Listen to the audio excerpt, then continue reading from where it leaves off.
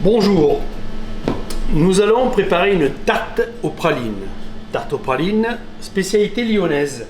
Alors, je dois avouer, je ne suis pas de Lyon. Peut-être que ça s'entend un peu à mon accent.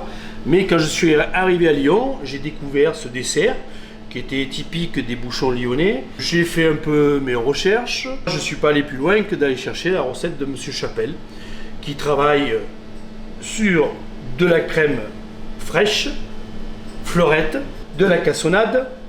Alors ça c'est un peu ma touche personnelle, on verra ensuite comment. Du beurre fondu, ça aussi c'est ma touche personnelle. Des pralines, on a choisi la maison les dragées de Valence. On prend donc les pralines amandes de 50%, c'est-à-dire 50% qu'on a autant d'amandes que de sucre. Il existe des 30%, des 15% même je crois, donc chacun fera un peu ce qu'il voudra. Nous, on n'est pas là pour mettre du sucre, rajouter du sucre au sucre.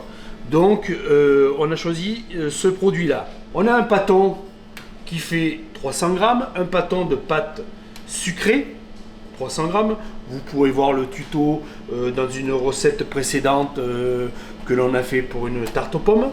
Alors, il faut une pâte sucrée, sablée, mais qui se tiennent un peu quand même, parce qu'on va travailler sur un fond de tarte de 28 cm. Donc on voit hein, pas beaucoup d'ingrédients, quelque chose de simple, une technique, une cuisson à respecter, ça n'ira pas plus loin. Voilà, mais on se régalera quand même. Donc nous sommes devant notre marbre, on va former notre pâton, le reformer bien rond. Hein. On va étaler notre pâte. Alors on tourne chaque fois un quart de tour, histoire de rester sur un pâton rond. Hein. On n'appuie pas comme un malade dès le départ. C'est une pâte fragile. Là, nous avons obtenu donc un rond. Si la tarte fait 28 de diamètre, on doit être sur 29-30 maxi. Hein. On va beurrer notre moule. Alors même si c'est un moule anti-adhésif, on le beurre quand même. Alors bon, on dira pourquoi. Pourquoi? Parce que le beurre, c'est la vie quoi. Et ça donne toujours un petit goût. En cuisant, ça va rissoler. Ça va donner ce petit goût un peu, comme on aime dire, le goût qui veut tout dire et rien dire, le petit goût noisette. Donc on fonce notre pâte. Pour cela, on se met bien au bord et on y va délicatement. On pose la pâte, on va jusqu'au bout et après on colle. Mais là, on a un angle droit. On ne fait pas comme ça. Ça, c'est une erreur. Là, on a foncé notre pâte. Alors, vous allez dire, qu'est-ce que c'est mal fait? Il y a des bords, il n'est pas arrivé jusqu'au bord. C'était un peu volontaire. Je voudrais un résultat final qui est que la hauteur de la pâte soit la hauteur de la quantité de praline.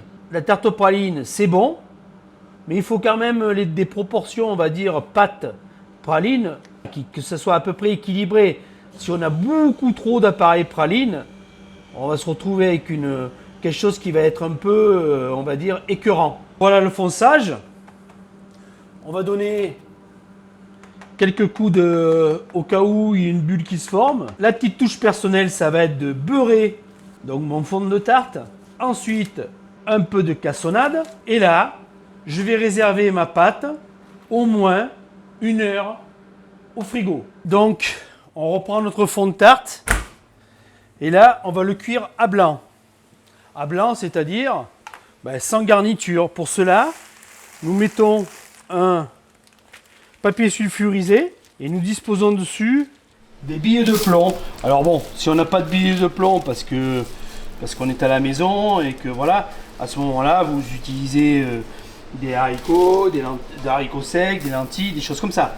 Bon, sachant qu'après, elles seront sacrifiées pour cela, vous les mettrez dans une boîte et vous les réutiliserez à chaque fois. Voilà, là, on met dans un four préchauffé à 175 degrés et on va mettre, alors c'est un four R+C 175 degrés, et on va mettre comme ça 16 minutes. Donc là, on a notre première cuisson qui est faite. Donc tout le dessous a été formé par le poids. Les bords ont légèrement coloré. On remet un petit coup de beurre, un peu de sucre, C'est la petite touche perso, hein. Chacun trouve sa petite histoire de personnaliser son truc.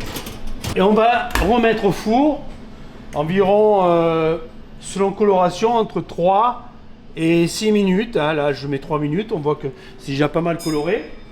Pendant ce temps-là, on va mettre à cuire notre appareil. On va mettre 450 g de crème liquide et 450 g de praline. On met en cuisson. Donc là, on a notre tarte qui est bien colorée. Ce qu'on va faire, c'est qu'on va caraméliser comme une crème brûlée, hein, à l'aide d'un chalumeau. Donc notre cassonade, ça va apporter à la fois un goût caramel, hein, caramel beurré, parce qu'on a mis pas mal de beurre. Et une fois froid, va apporter un croquant. Comme cela, on va pouvoir mettre une texture de plus, le sablage de la pâte, le croquant du caramel et le moelleux, le crémeux, on va dire, de la tarte praline.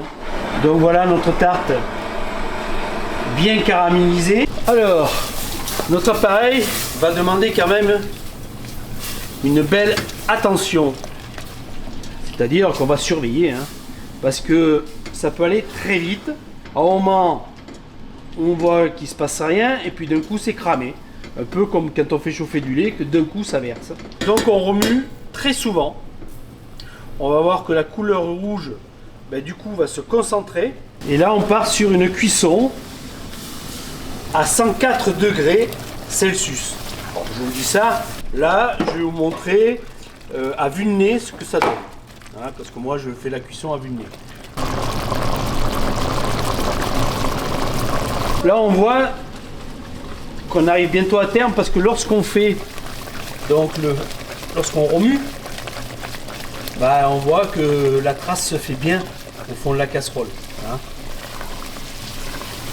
Oh voilà, et on voit ce joli rouge là, qui est dû à un colorant bien sûr. Hein. Le rouge, il vient pas comme ça naturellement, parce que la praline naturellement elle serait marron vu que c'est un caramel massé. Donc là on a un rouge qui est fait à base de cochenille, qui est naturel, hein, qui est un insecte, qui vient colorer nos pralines.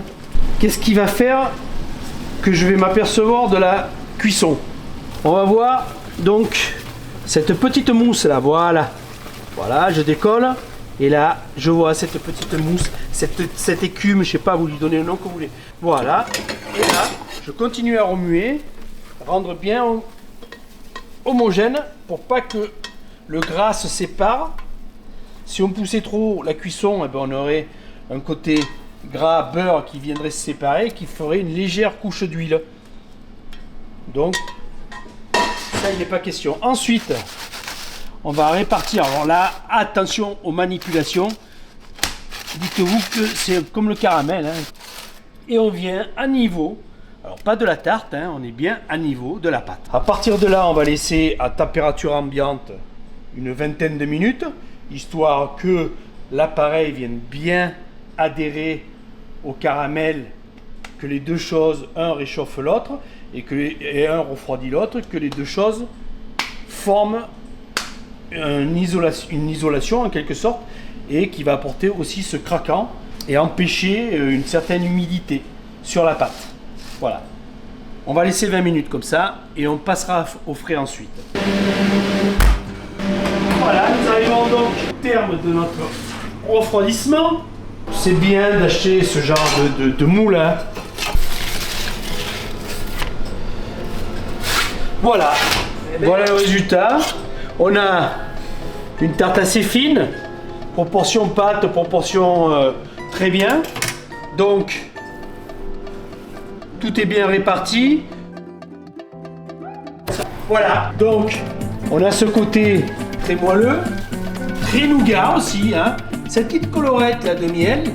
Voilà. Ouais, non, elle est bonne la tarte. C'est vrai. Elle est croustille moelleuse.